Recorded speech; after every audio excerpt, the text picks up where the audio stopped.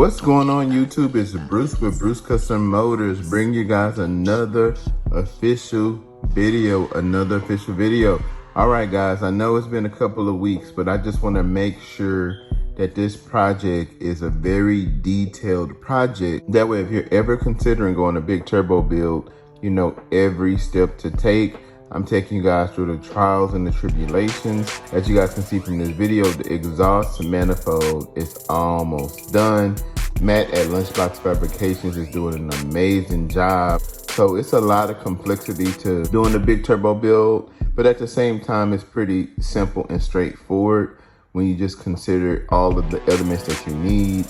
Like I said previously, the exhaust manifold is the key to be able to receive the power to get the big numbers. You simply get a turbo that can pull in a certain amount of air, and you need something to house that turbo. That way it can take the exhaust pressure, exhaust gas that spins one side of the turbo, which in turn will spin the other side to suck in the air. And the other piece is just ensuring that your actual engine can handle that power, and also that you're not running out of fuel as you're bringing more air into your car. That's the whole thing about tuning, making sure you have enough fuel and enough air to accommodate it. Anyone can put on a big turbo, but do you have the fueling to match it? Anyone can put on some big fuel injectors or ask for fuel, but do you have the air to match it? And that's the secret sauce to being able to have a big project. So I'm really excited, guys. Like I said, guys, once this project is finished, the KO4 and some other fun goodies are gonna go to one of my lucky subscribers. The next video coming out is gonna be me test fitting and actually putting the turbo in my vehicle with the exhaust manifold. And if I run into any clearance issues, just kind of walking you guys through that process. And I'm also gonna walk you guys through the tuning process. I'm also gonna walk you guys through the fitting process, the lines, everything that you need to know. That way, if you have a B5, B6, B7, B8, B9 Audi and you love your vehicle, you love the make, you love what it does for you, you don't plan on buying another vehicle, and even if you do plan on buying another vehicle, this is just your project you're working on. This is a video for you to show you how you can reach that power level. Like I said, guys, I'm gonna go through some trials and tribulations, but this video is for you guys. And as usual, we're gonna have Matt from Lunchbox Fabrications. He's gonna walk you through his shop just to show you the level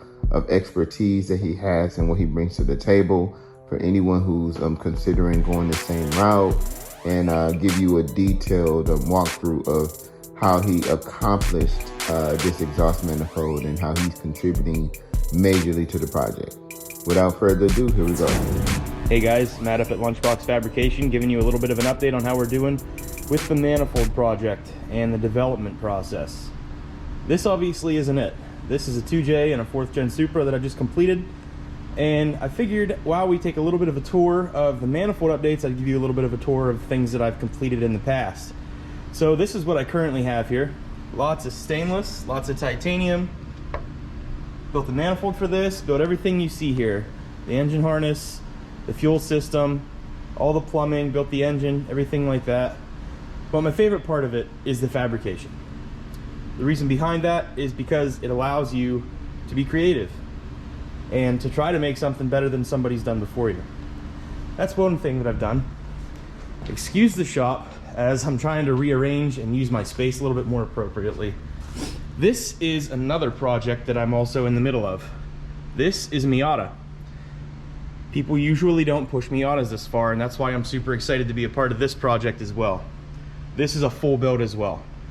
What I'm trying to gear towards is offering manifolds that nobody else offers, like this one. And after some trials and tribulations, guys, I think I got a routing for these runners that I'm kind of happy with. I'll go over the pros and cons to what I did and why I did it, and some of the cons for those who might want to run a setup like this that they might encounter.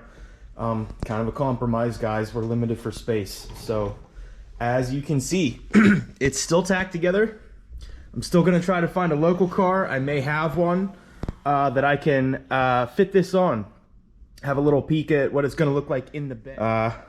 Trying to work that out as we speak, actually. I've been messaging back and forth. I'm hoping to try to do that this weekend. But what you can see is the preliminary fit up for all 4 runners, and I'm actually kind of happy with the way they look. They are not equal length. There's just no way to do it. But it doesn't matter so much in a turbo application. equal length stuff is really a benefit to the naturally aspirated guys for scavenging purposes. But the turbo manifold, a lot of you guys already know this stuff if you're getting to this point, but a turbo manifold acts more like a pressure vessel as far as that goes. You're going to see a continuous pressure throughout all these runners, and it's all going to balance because of the collector. So scavenging isn't really all that important in a turbo application. You try to get them equal so you don't really have any issues with, you know, separate pulses hitting each other, but with being divided like this, you know, it eliminates a lot of that issue. And again, once we're into positive pressure from boost, we're not going to see that be an issue.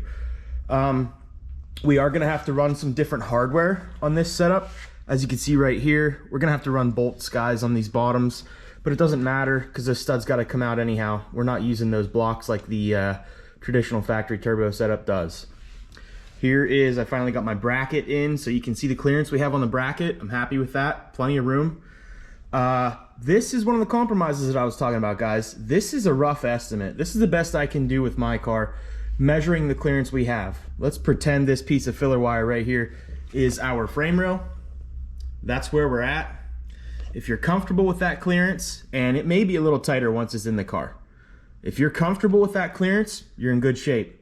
I would personally recommend, while the turbo and everything is out, I would massage that frame rail out a little bit if it were me.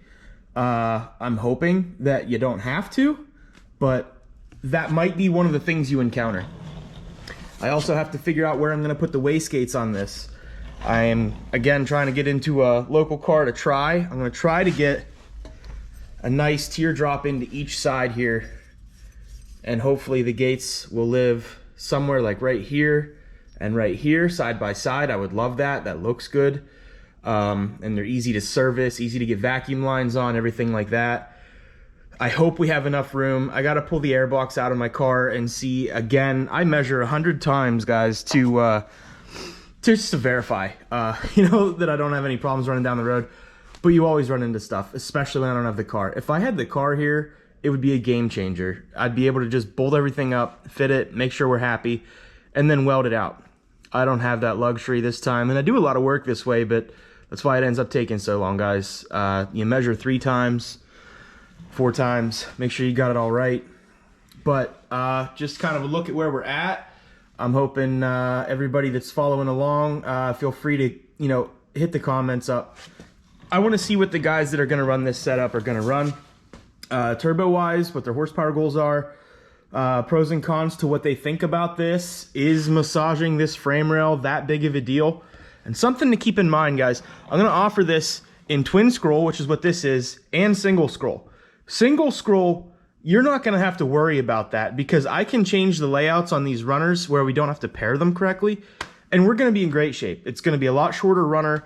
We're not going to have, you know, this runner all the way out to the other far side. We won't have this clearance issue is not going to be there. So if you want to run an open scroll setup, we're not going to have clearance issues at all. If you want to run a divided setup, if you're worried about that mid-range, getting these bigger turbos to light up a little earlier, the compromise is you may have to massage that out a little bit. You may have to, you know, wrap a couple components with heat protection. I recommend that. You're going to have to create a heat shield up here, guys, too, for your variable valve timing solenoids and everything like that. You're going to have to create a little bit of a heat shield here, but I don't think that's going to be an issue. We have some bolt holes right here.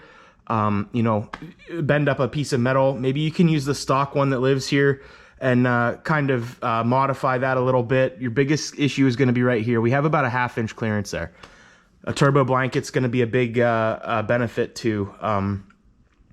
But, you know, thanks for tuning in, guys. Sorry for the painfully slow process. You know, let me see that feedback. I appreciate it. You can message me on Instagram at Lunchbox Fabrication or in the comments on Bruce's videos. Thanks, Bruce, for giving me a chance to do this. I'm going to have another video for you guys in, you know, maybe a week or so. I'm going to try to have the wastegates all planned out, but I have to gain access to a vehicle to test this on. That's my next big hurdle. So thanks so much, guys. I appreciate it.